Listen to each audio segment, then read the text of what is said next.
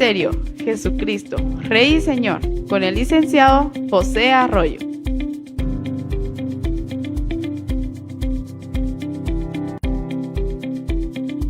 Ya viene. Ministerio Jesucristo, Rey y Señor, con el licenciado José Arroyo.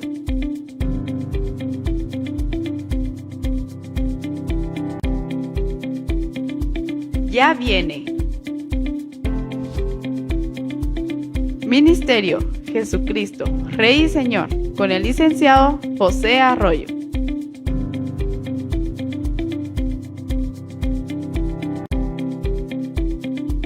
Ya viene. Ministerio Jesucristo, Rey y Señor, con el licenciado José Arroyo.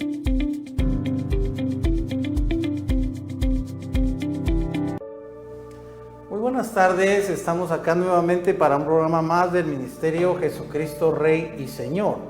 Y les recuerdo que hemos estado estudiando a los profetas hebreos, pero particularmente estamos en el libro de Jueces. Y hemos visto que realmente solo algunos jueces han sido profetas, porque nuestro tema implica encontrar si dentro de los jueces había jueces que fueran además profetas, como pasó con Débora y Barak, ¿verdad? Y después estuvimos estudiando otros jueces como Gedeón. Y dijimos que en el caso de Gedeón, hay en Gedeón más que profecía, hay actos proféticos, ¿verdad? Porque Dios se comunica con Gedeón y le hace ver o le dice qué es lo que Gedeón debe hacer, y Gedeón lo hace, ¿verdad? Entonces, en este sentido, Dios habla a Gedeón y le da los pormenores de todo lo que él debe hacer para ganar las batallas que Gedeón libró. Luego vemos que aparecen otros jueces que no son para nada espirituales, podríamos decir, ¿verdad? O sea, realmente no fueron puestos por Dios, sino ellos se autonombraron o buscaron la forma de que los nombraran jueces, como pasa con Abimelec. Recuerden que Abimelec es hijo de Gedeón, pero es el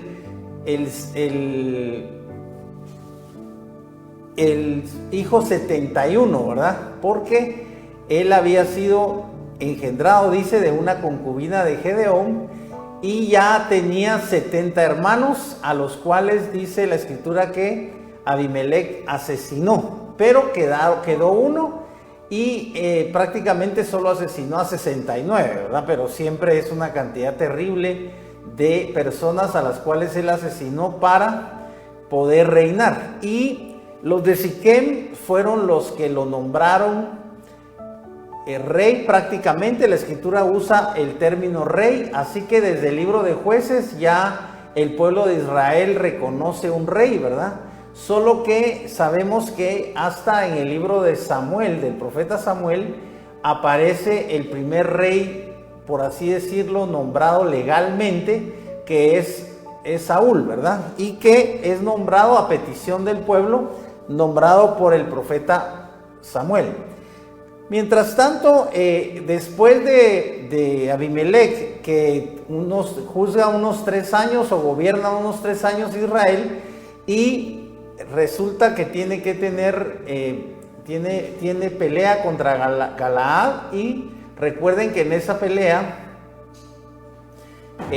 dice que llega a una torre donde hay escondidos unos 1000 de la ciudad que él está destruyendo, y una mujer le arroja una piedra y le quiebra el cráneo. Entonces Abimelec se ve obligado a pedirle a su escudero que lo mate, para que no piensen que lo mató una pedrada, ¿verdad? O sea, fue una piedra grande la que la mujer le tiró, y con esa piedra le quebró el cráneo y lo mató. Pero a Abimelec le da tiempo todavía de pedirle a su escudero que lo mate, ¿verdad? Para que parezca como que realmente fue asesinado con una espada, ¿verdad? Porque él estaba en la batalla. De todas formas, él realmente no fue un hombre de Dios, y sencillamente gobernó porque él, como hemos dicho, asesinó a sus 69 hermanastros. Después hay otros jueces de los cuales la escritura no da muchos detalles, pero entramos en la clase de la semana pasada a la vida de Jefté y estábamos en el capítulo 11 y versos 5 y 6, donde los mismos ancianos de Galaad le piden a Jefté que él sea el gobernante o el líder. Dice el verso 5: y cuando los amonitas atacaron a Israel, los ancianos de Galaad fueron en busca de Jefté en tierra de Tob y dijeron a Jefté: ven y serás nuestro jefe y lucharemos contra los hijos de Amón. Eso es lo que los ancianos de Galaad le piden a Jefté, pero oigan ustedes la respuesta de Jefté. Verso 7: pero Jefté contestó a los ancianos de Galaad: ¿no sois vosotros los que me aborrecisteis y me expulsasteis de la casa de mi padre? ¿Por qué pues venís ahora a mí cuando estáis en aprietos? Como quien dice, ¿por qué me echaron, verdad? Si ahora ustedes me necesitan. Verso 8: entonces los ancianos de Galaad dijeron a Jefté: por esto precisamente nos tornamos ahora a ti, para que vengas con nosotros y luches contra los hijos de Amón y nos sirvas por caudillo a todos los habitantes de Galaad. ¿Se dan cuenta? Recuerden que Galaad era una de las tribus. Recuerden que estamos en una época histórica o en un periodo histórico en que las tribus están divididas. Recuerden que hay un territorio para cada una de las tribus y ellos son de la tribu de Galaad, ¿verdad? Entonces había por supuesto más de 100,000 hombres, digamos había unas 200,000 personas o algo así, ¿verdad? En cada una de las ciudades, porque recuerden ustedes que para entonces ya eran más de 2 millones de habitantes en todo el pueblo de Israel, y como eran 12 tribus, imaginémonos que había 2.200.000 o 2.400.000, y entonces más o menos había una población de 200,000 personas, ¿verdad? Por supuesto con mujeres, niños, ancianos, pero el punto es que los ancianos le piden a Jefté esto. Dice verso 8: por esto precisamente nos tornamos a ti, para que vengas con nosotros y luches contra los hijos de Amón y nos sirvas por caudillo a todos los habitantes de Galaad. Verso 9: Jefté dijo a los ancianos de Galaad: si me hacéis volver para guerrear contra los hijos de Amón y Yahvé me los entrega, yo seré vuestro caudillo. Ahí está, por así decirlo, la condición que pone Jefté. Está en dice, y los ancianos de Galaad dijeron a Jefté, verso 10: Yahvé sea contigo entre nosotros, de que tal como has dicho, así hemos de hacer. Verso 11: entonces Jefté partió con los ancianos de Galaad y el pueblo lo proclamó como su jefe y caudillo, y profirió Jefté todas sus promesas en presencia de Yahvé en Mizpa. Entonces aquí habíamos dicho que este es uno de los actos de fe de Jefté, que Jefté dice que delante de Dios profirió las promesas que le habían hecho a él, porque las promesas, recuerden ustedes que en ese tiempo las hacían en el nombre de Dios y eran inquebrantables. Es tan importante este hecho cultural, porque solamente era cultural, que ellos prometían en el nombre de Dios, y si prometían en el nombre de Dios o si ponían a Dios por testigo, ellos tenían que cumplir lo que prometían. Y vamos a ver que en esta historia de Jefté, esta palabra de promesa que Jefté hace es sumamente impactante, como él tiene que cumplirla, porque en el futuro vamos a ver que después de que él gana la batalla, hace una promesa, y esa promesa le cuesta nada menos que la vida de su hija, pero la misma hija le autoriza, por así decirlo, a que él cumpla la promesa, ¿verdad? Vamos a seguir leyendo y vamos a llegar a ese pasaje. Entonces estamos en el verso 12, dice: luego envió Jefté mensajeros al rey de los hijos de Amón diciendo: ¿qué hay entre tú y yo para que hayas venido contra mí a hacer guerra en mi tierra? Ahora Jefté ya está tomando la iniciativa, ¿verdad? Y habla con el rey de Amón. Verso 13: contestó el rey de los hijos de Amón a los mensajeros de Jefté: porque cuando subía de Egipto, Israel se apoderó de mi territorio desde el Arnón hasta el Jaboc y el Jordán. Ahora pues devuélvelo en paz. Verso 14, Jefté volvió nuevamente a enviar mensajeros al rey de los hijos de Amón y le dijo, así dice Jefté, nunca se apoderó Israel de la tierra de Moab ni de la tierra de los hijos de Amón, porque cuando subió de Egipto Israel anduvo por el desierto hasta el Mar Rojo y llegó a Cades. E Israel envió mensajeros al rey de Edom diciendo, te ruego que permitas pasar por tu tierra, pero el rey de Edom no consintió, envió también al rey de Moab y tampoco quiso. Ahí se dan cuenta que los amonitas desde el principio no permitieron que el pueblo de Israel atravesara su territorio, y esto era solo cuando ellos iban a poseer la tierra prometida. O sea, ellos no iban a tomar esa tierra solamente era una tierra que ellos debían atravesar para llegar a su destino, y sin embargo los amonitas, como los de Edom, no les permitieron pasar. 17. Israel envió mensajeros al rey de Edom diciendo, te ruego que me permitas pasar por tu tierra, pero el rey de Edom no consintió. Envió también al rey de Moab y tampoco quiso, de modo que Israel permaneció en Cades. Después anduvo por el desierto y rodeó la tierra de Edom y la tierra de Moab. Aquí Jefté le está haciendo ver al rey de Moab que realmente él no tiene razón de decir que ellos tomaron la tierra, pero vamos a ver si la tomaron. Y llegó por el lado oriental de la tierra de Moab y acampó al otro lado de Arnón, pero no entraron por el territorio de Moab porque el Arnón era el límite de Moab. Entonces Israel envió mensajeros a Sehón, rey amorreo, rey de Hesbón, para decirle, te ruego que nos permitas pasar por tu tierra hasta mi lugar. Pero Sehón no se fió de Israel para darle paso por su territorio, sino que reunió Sehón a todo su pueblo y acamparon en Jaaz e hizo guerra contra Israel. Ahí simplemente Jefté está haciendo la narrativa, ¿verdad? Está recordándole a Moab lo que pasó realmente. Y aquí dice que el rey de Sehón tampoco quiso. Verso 21, pero Yahvé, Dios de Israel, entregó a Sehón y a todo su pueblo en mano de Israel y lo derrotó. E Israel tomó posesión de toda la tierra del amorreo que habitaba en aquel país. ¿Se dan cuenta? O sea que estamos hablando de los amorreos.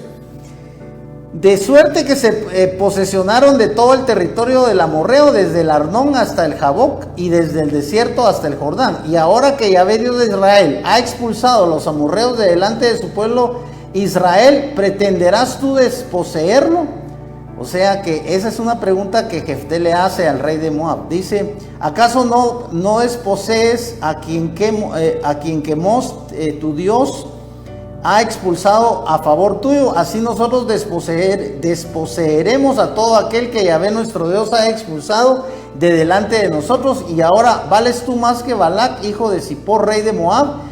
¿Tuvo él algún disputa con Israel o hizo guerra contra ellos, mientras Israel ha estado habitando por 300 años en Hesbón y sus aldeas, en Aroer y sus aldeas, y en todas las ciudades que están a orillas del Arnón? ¿Por qué no nos las habéis reclamado en tiempo? ¿Por qué no las habéis reclamado en tiempo?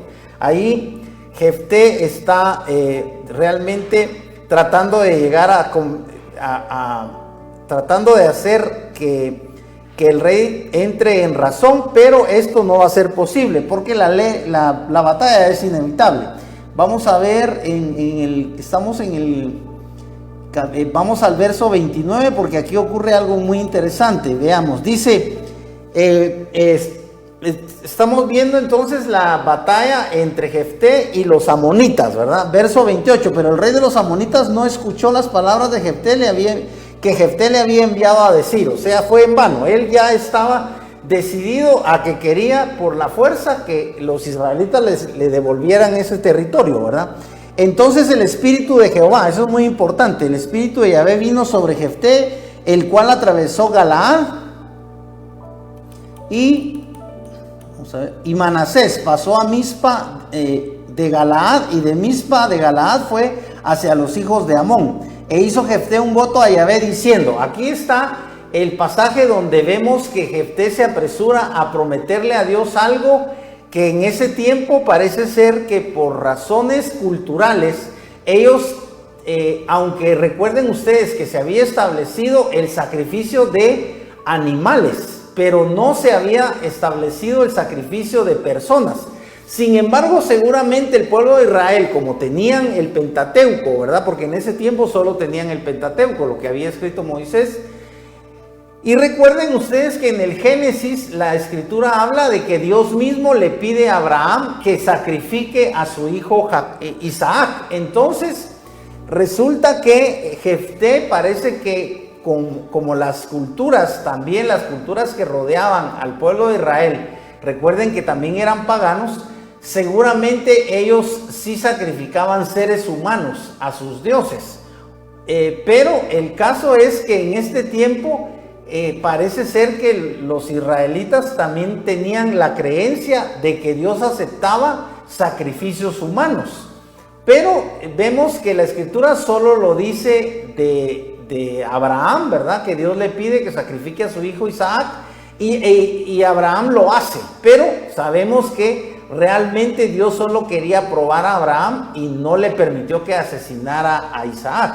Sin embargo, Jefté parece ser que tiene un concepto como de que si Dios sí acepta los sacrificios humanos. Por eso es que viene esta promesa. Oigan ustedes, verso 30. E hizo Jefté un voto a Yahvé diciendo: si en verdad entregas a los hijos de Amón en mi mano, cualquiera que salga a mi encuentro por las puertas de mi casa cuando yo vuelva de los hijos de Amón en paz, será de Yahvé y lo ofreceré en holocausto. ¿Se dan cuenta?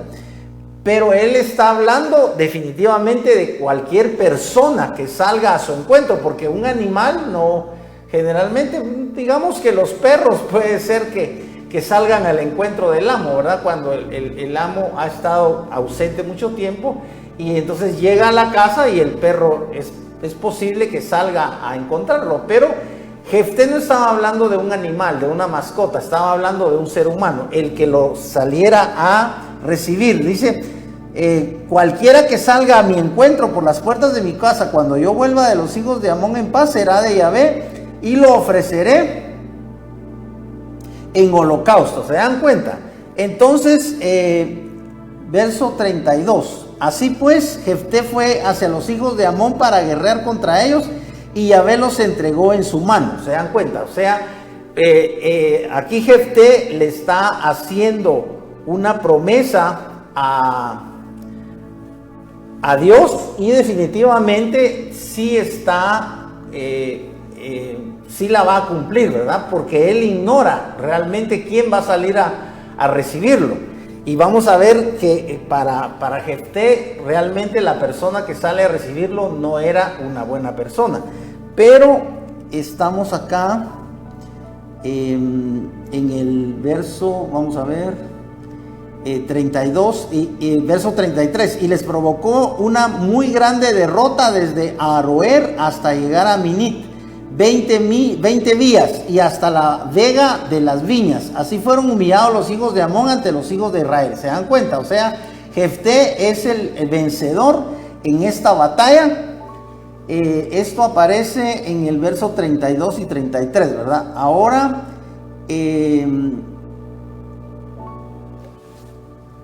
vamos a saltar al verso 35.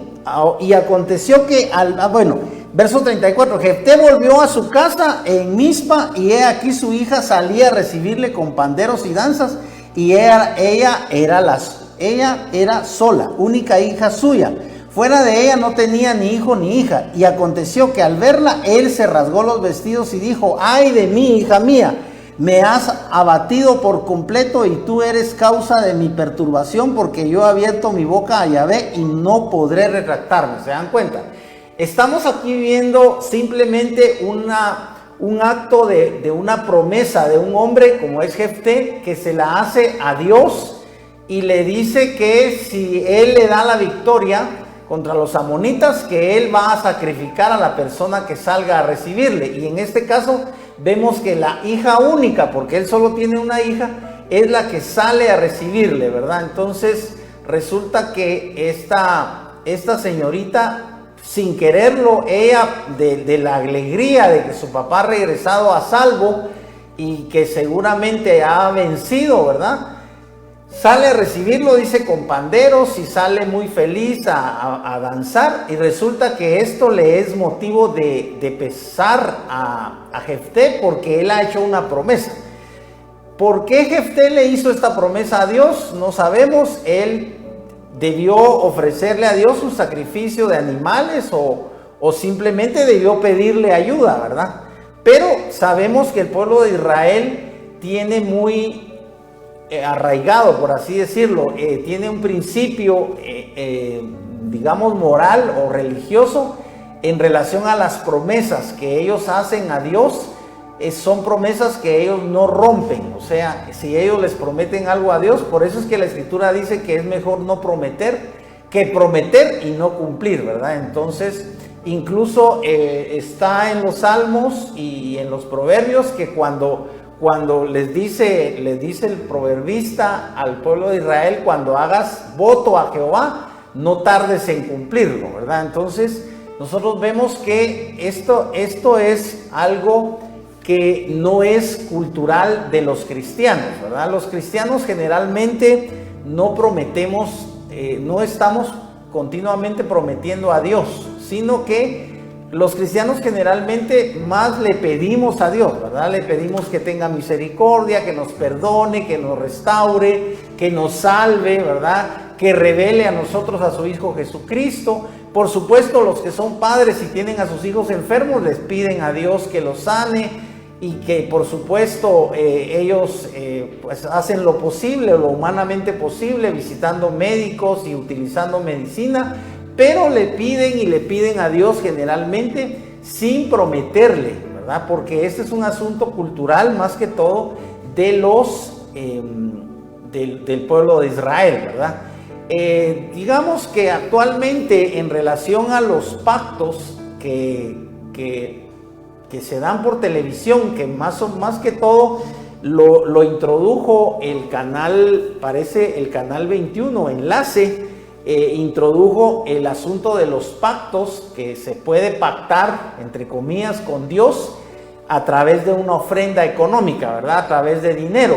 Pero realmente tenemos que decir que esto no es bíblico. O sea, si ustedes estudian la palabra de Dios, se darán cuenta que el que pacta con el hombre es Dios. Dios es el que hace pacto con el hombre, y Dios solamente le reprocha al hombre cuando el hombre quebranta su pacto. Por ejemplo, la Escritura habla de que Adán quebrantó el pacto de Dios, porque para Dios el hecho de haberle dado a Adán una orden, como fue que no tocara el fruto del conocimiento del bien y el mal, era para Dios un pacto, ¿verdad? Porque Dios no juega. Dios por supuesto que es el creador de los bebés, de los niños. Dios nos hizo a todos y todos nosotros hemos sido bebés, todos hemos sido niños, y no hay un solo ser humano sobre esta tierra que no haya sido niño, y no hay un solo niño en todo el mundo que no juegue. Así que el juego, por así decirlo, es una invención de Dios. Dios creó al hombre y ya lo creó con la capacidad de jugar. El hombre, todas las facultades que tiene, Dios se las ha dado. Si el hombre imagina,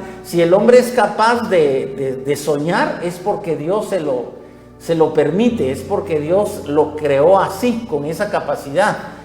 Ustedes saben que los sueños son un misterio, porque uno se acuesta y uno no decide qué va a soñar, y sin embargo sueña, y en los sueños todo parece real, ¿verdad? Cuando ustedes sueñan, todo parece real. Cuando ustedes tienen pesadillas, también todo parece real, y se asusta uno en la pesadilla y a veces no puede despertar, y es una angustia terrible, ¿verdad?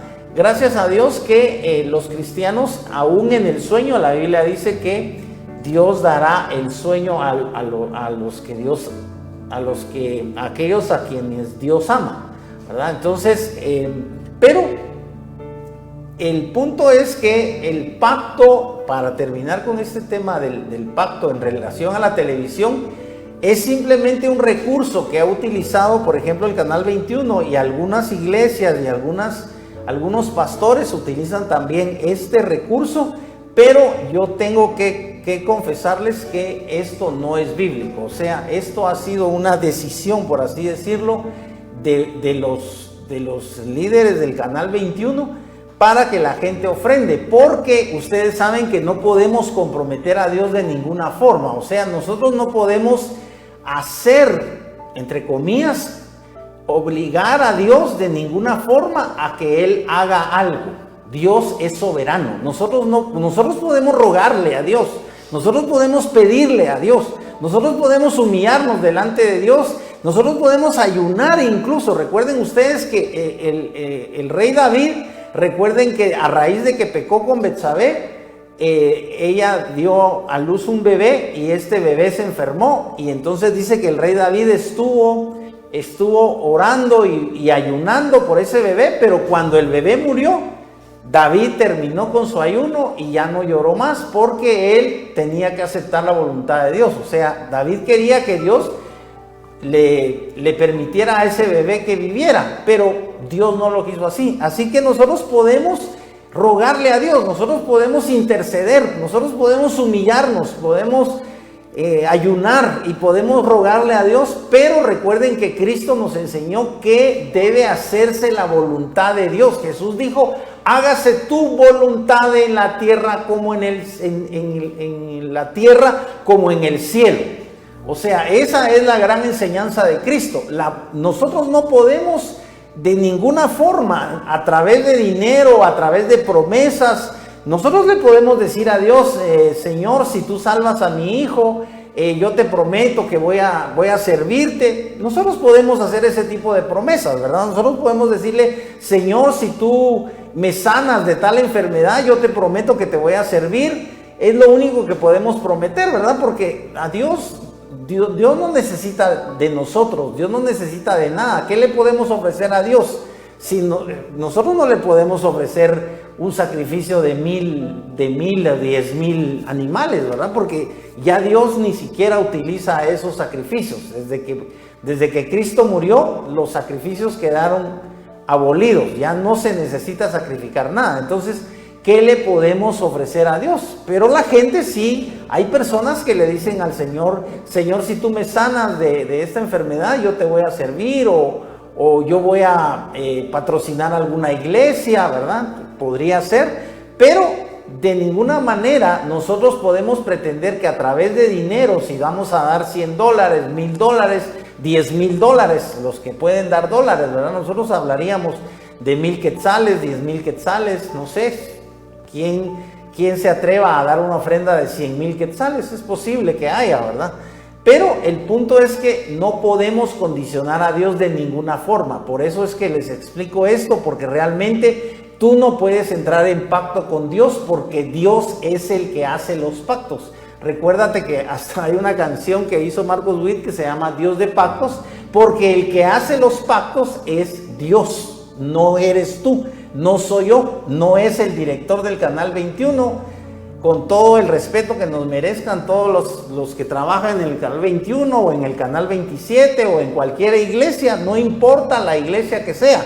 Puede ser la iglesia Casa de Dios o la iglesia más grande del mundo como Lakewood Church, no importa, porque no es el hombre el que pone los pactos, es Dios el que hace los pactos. Dios es el Dios de pactos, y si Dios no entra contigo en un pacto, tú no puedes hacer un pacto con Dios, en el sentido de que no le puedes ofrecer a Dios dinero. El punto es que tú no puedes decirle a Dios: mira, Señor, yo voy a regalar $1,000 para la obra, pero hazme tú este milagro. Eso no tiene sentido para Dios, porque Dios no necesita de tu dinero. Tú le puedes pedir a Dios que Él haga ese milagro, pero sencillamente en el nombre de Jesús, por amor a Cristo y por la fe tuya en Cristo y por la fe tuya en la palabra de Dios. Y si Dios quiere, lo hace. Y si no lo hace, la Biblia dice claramente que Job dijo: si Dios dio y Dios quitó, sea el nombre de Jehová bendito. Así que si Dios te hace el milagro, Dios es bendito. Pero si Dios no te hace el milagro, Dios es bendito. Dios es bendito cuando da, y Dios es bendito cuando quita, y Dios es bendito cuando no da. Así que tú tienes que aprender que no puedes desde ningún punto de vista ofrecerle a Dios algo. Por supuesto, si le ofreces algo, como estamos viendo aquí con Jefté, tú lo debes cumplir, pero Dios decide si te lo da o no. En este caso vemos que lo que Jefté le dijo fue que si él le daba la victoria, él le iba a sacrificar a la persona que saliera a recibirle, y vemos que la primera persona que salió fue su hija. Entonces vamos acá ya terminando con el tema de Jefté, a ver qué pasó con la hija. Dice 36, a lo cual respondió, miren lo que responde la hija, a lo cual respondió: Padre mío, puesto que has abierto tu boca a Yahvé, haz conmigo conforme profirió tu boca, ya que Yahvé te ha vengado de tus enemigos, los hijos de Amón. ¿Se dan cuenta? O sea, la hija estaba consciente de que en esa época las promesas que se hacían a Dios había que cumplirlas. Y en este caso Jefté le hace ver a su hija que él ha prometido que la persona que saliera a recibirle, que en este caso fue la hija, iba a ser sacrificada. Y entonces la hija le dice: no tengas pena, papá, yo entiendo que tú prometiste. Y entonces, pero vean lo único que la hija le pide. Le dijo además a su padre: que se me haga esto, déjame 2 meses para que vaya y deambule por los montes y llore por mi virginidad junto con mis compañeras. Él entonces dijo: ve, y la dejó por 2 meses, y ella fue con sus compañeras y lloró su virginidad por los montes. Y sucedió,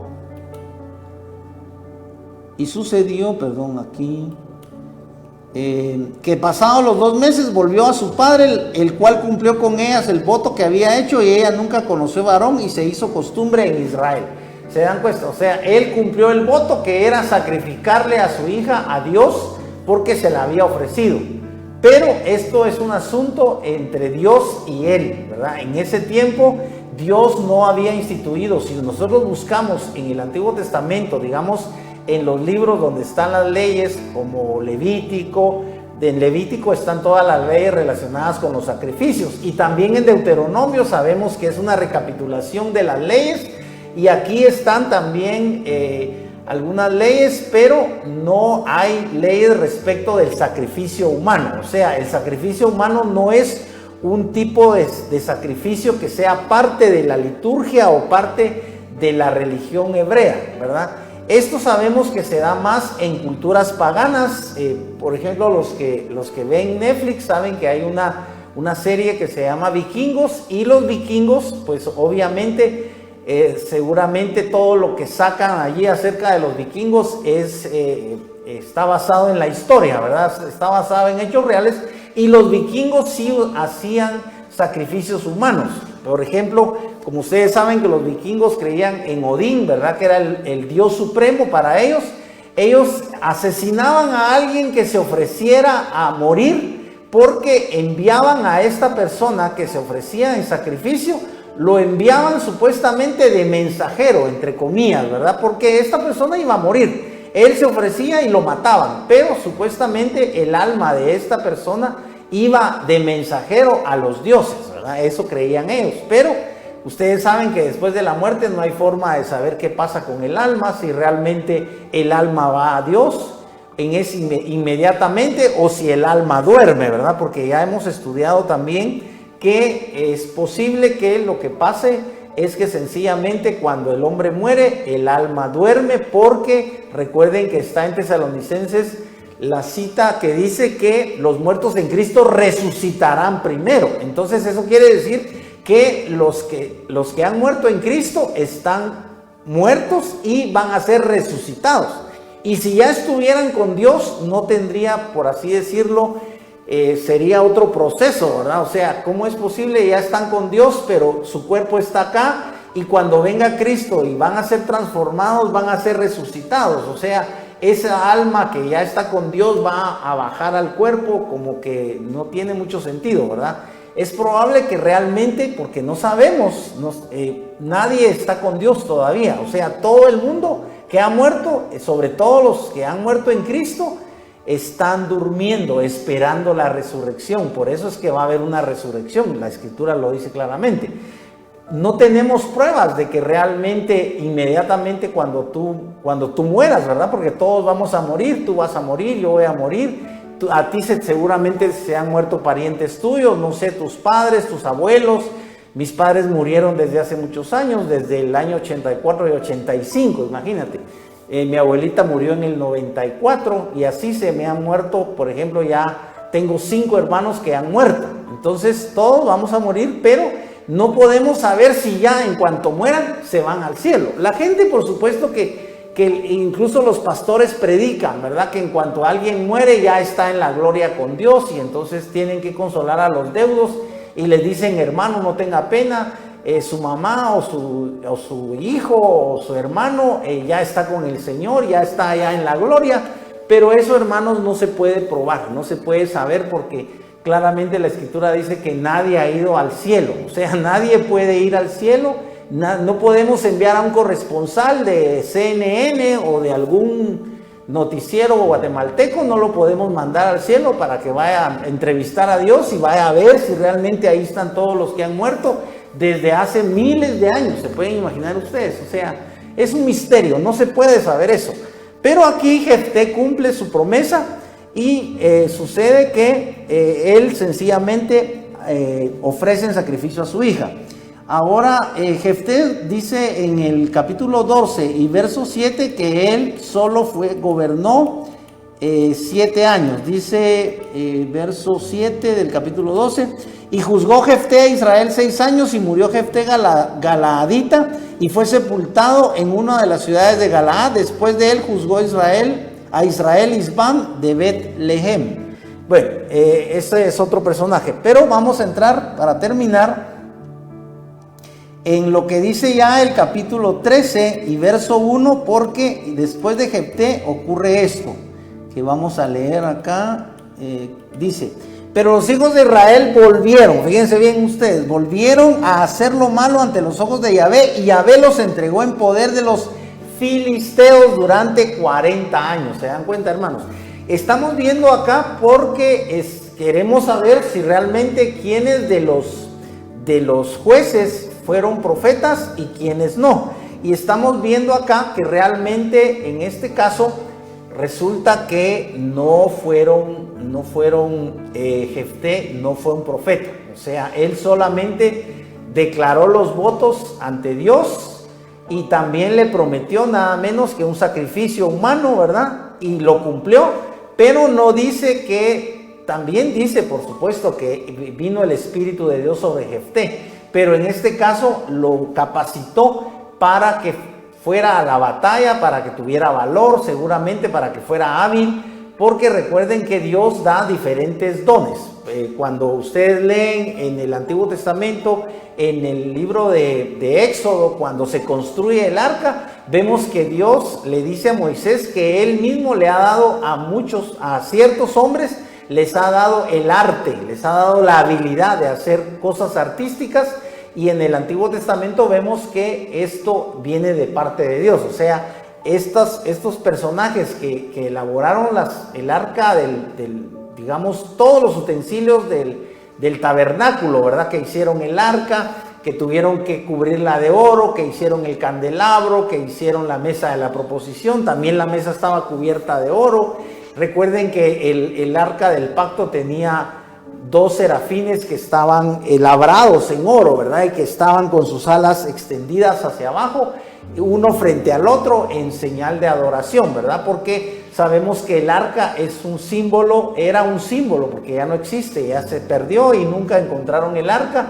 Es un símbolo de la santidad de Dios. En cierta forma es una manifestación de la Shekinah de Dios, pero es como un símbolo nada más, ¿verdad? Porque la verdadera Shekinah de Dios, ustedes saben que es algo divino, que es algo espiritual, que es algo sobrenatural, ¿verdad? Como puede ser el fuego, como puede ser el humo. Y estamos viendo también aquí en el libro de Jueces que Dios se va a manifestar y se manifiesta a través de la presencia del ángel de Jehová. Y ahorita vamos a entrar, para terminar rápidamente, en lo que pasó en torno a Sansón. Dice en el capítulo 12, verso 13, y vean lo que pasa en el verso 2 y 3 del 13. Dice: hubo entonces un hombre de Sora, de la tribu de Dan, fíjense que es otra tribu, ¿verdad? La tribu de Dan, llamado Manoa. Su mujer era estéril y no había tenido descendencia. Verso 3. Pero el ángel de Yahvé se apareció a aquella mujer y le dijo: he aquí, eres estéril y no has tenido descendencia, pero concebirás y darás a luz un hijo. Aquí le está hablando el ángel de Jehová, ¿verdad? El ángel de Dios. Y ya hemos visto que este ángel no es un ángel de Dios, sino que es una cristofanía, una manifestación divina de Dios, solo que en forma de hombre, ¿verdad? Pero en forma de un hombre especial, que más parece un ángel, porque vamos a ver qué es lo que le dice la esposa de Manoa a él. ahora pues no bebas vino. Vean todo lo que le dice el ángel a la esposa de Manoa. No bebas vino ni licor fuerte, ni comas cosa inmunda, porque aquí concebirás y darás a luz un hijo, no pasará navaja sobre su cabeza, porque ese niño será nazareo de Dios desde el vientre, y él comenzará a librar a Israel de mano de los filisteos.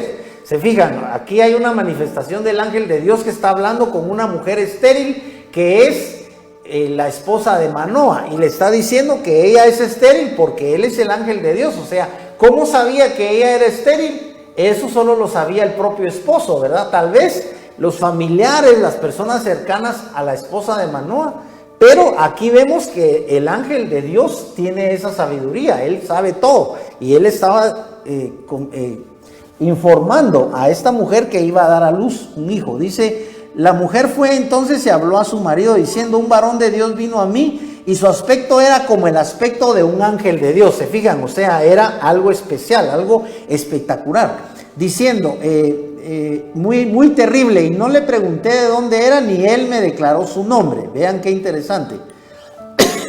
Solo me dijo, he aquí concibe y darás a luz un hijo, y no bebas ahora vino ni licor fuerte, ni comas cosa inmunda, porque este niño será nazareo de Dios desde el vientre hasta el día de su muerte. Ella es la madre de Sansón. Verso 8. Entonces Manoa imploró a Yahvé y dijo, Señor mío, te ruego que venga de nuevo a nosotros aquel varón de Dios que enviaste, y nos instruya qué haremos con el niño, qué ha de hacer. Es interesante porque acá Manoa es un hombre de fe. Manoa le recibe la noticia de la mujer y no es incrédulo, sino que le cree a su esposa. Pero lo interesante es que él le pide a Dios que Dios les permita ver a ese ángel que él ha enviado, y lo interesante es lo que Dios le contesta. Vean en el verso 9, y Elohim, o sea, Dios escuchó la voz de Manoa, y el ángel de Dios vino otra vez a la mujer, estando ella sentada en el campo, pero Manoa, su marido, no estaba con ella. Y la mujer se apresuró y corrió y le informó a su marido y le dijo, he aquí que se me ha aparecido el mismo hombre que vino a mí el otro día. Aquí estamos en un momento en el que ella todavía es estéril. Y se levantó Manoa y fue tras su mujer, y llegando ante aquel varón le dijo, ¿eres tú el varón que habló a esta mujer? Él dijo, yo soy. Y Manoa dijo, que se cumpla tu palabra. ¿Cómo será el modo de vida del niño, y qué se le ha de hacer? Y el ángel de Yahvé respondió a Manoa, la mujer se guardará de todas las cosas que yo le dije, no comerá nada que proceda de la vid, no beberá vino ni licor fuerte, ni comerá cosa inmunda, guardará todo lo que le ordené. ¿Se dan cuenta? O sea que aquí el ángel de Dios le está dando la información a Manoa y a su esposa cómo deben tener incluso la dieta, ¿verdad? No deben tomar nada, ni vino, ni sidra, ni nada que venga de la vid. Y también recuerden que ellos ya tenían una dieta de lo que debían comer y lo que no debían comer, ¿verdad? Había animales inmundos, por ejemplo, ellos no debían comer la tortuga, ellos no debían comer cerdo. Había muchos animales que ellos no debían comer, y que las otras culturas, por supuesto, que lo comen, pero ellos no lo comen. Entonces Manoa dijo al ángel de Yahvé, te ruego, permítenos detenerte y prepararte un cabrito del rebaño. Y el ángel de Yahvé respondió a Manoa, aunque me detuvieras, no comería de tu manjar, pero si preparas holocausto, ofrécelo a Yahvé. Y Manoa no sabía que era el ángel de Yahvé. ¿Se dan cuenta? O sea, aquí sí dice que Manoa no sabía que era el ángel de Yahvé. Es probable que este personaje se haya manifestado como un hombre, porque está diciendo acá que él no sabía que él era el ángel de Yahvé. No lo sabía, digamos, en el sentido de que tal vez no se había revelado el ángel de Yahvé o de Dios a Manoa, pero la esposa ya le había dicho que se trataba de un ángel de Dios. Entonces Manoa tomó un cabrito del rebaño y la ofrenda vegetal, y lo sacrificó sobre la peña de Yahvé, y mientras Manoa y su mujer lo contemplaban, obró maravillosamente. Aquí quiero llegar a algo muy importante, porque sucedió que mientras la llama subía de sobre el altar hacia los cielos, también el ángel de Yahvé ascendió juntamente con la llama del altar. Al verlo, Manoa y su mujer cayeron en tierra sobre sus rostros, y el ángel de Yahvé no volvió más a mostrarse a Manoa ni a su mujer. Entonces Manoa comprendió que era el ángel de Yahvé, por lo cual Manoa dijo a su mujer, sin duda moriremos porque hemos visto a Elohim. Pero su mujer le respondió, si Yahvé hubiera querido hacernos morir, ¿Se dan cuenta la lógica de ella? No habría tomado de nuestra mano el holocausto y la ofrenda, ni nos habría mostrado estas cosas, ni nos habría anunciado en este tiempo cosas semejantes. O sea, la esposa está consciente de que el objetivo de Dios no era de matarlos. Él no tenía ese objetivo. Vamos a terminar solamente con... vamos a ver.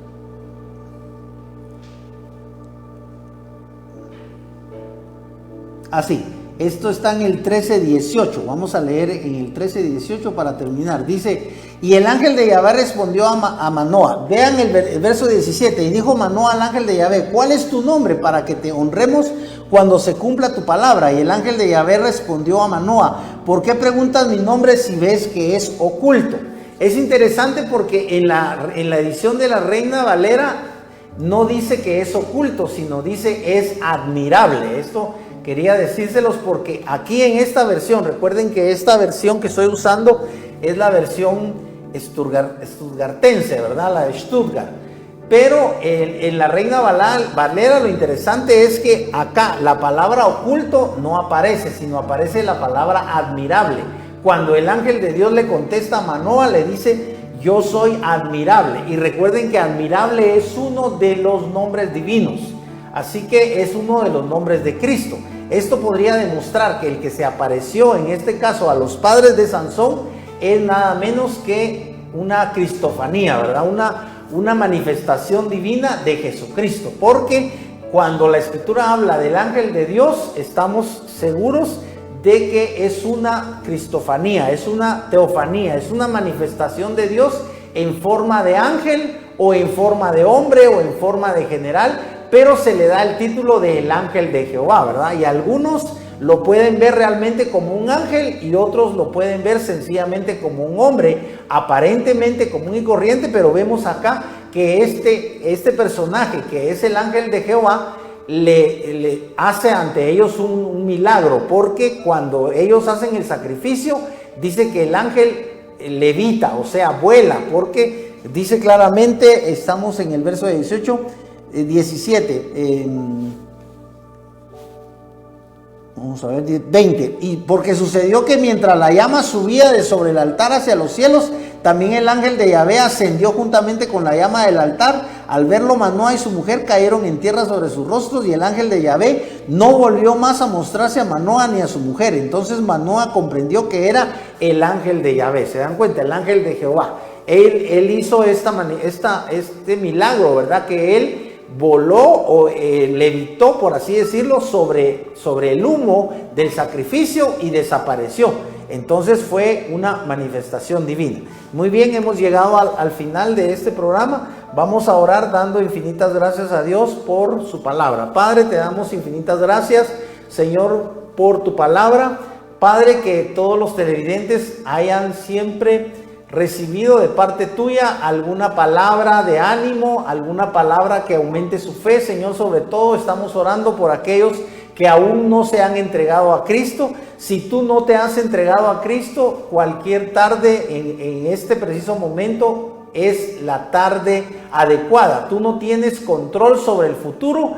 Tú puedes pensar que en 5 años o en 10 años o en 20 años vas a entregarte a Cristo, pero tú no tienes control sobre el futuro. Tú no sabes si Dios te va a permitir vivir más años, porque tú puedes ser joven, pero tú no sabes cuántos años te va a dar Dios de vida. Por eso la Escritura dice: hoy es el día de salvación. Así que hoy es el día de salvación para todos aquellos que no han recibido a Cristo. Basta con que abran su corazón en esta tarde.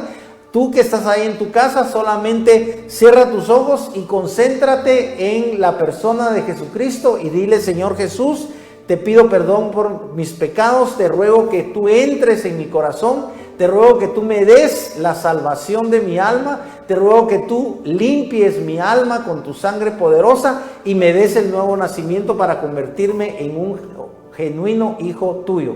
Padre, en el nombre de Jesús estamos orando también por todas aquellas personas que tienen alguna necesidad. Señor, en el nombre de Jesús oramos para que haya milagros, Señor, en las diferentes predicaciones de este canal, que los diferentes pastores puedan llevar un mensaje, Señor, de salvación, pero también un mensaje de sanidad. Padre, en el nombre de Jesús, que sea por la virtud de Jesucristo, Señor, que sea por tu palabra que dice que por sus llagas hemos sido curados, que esa sanidad divina venga hoy a las casas de mis hermanos, Señor, en el nombre de Jesús. Tú que estás allí en tu casa y que estás pasando quebrantos de salud en esta tarde, pon tu fe en Jesucristo y declara que hay sanidad en Jesucristo. Declárale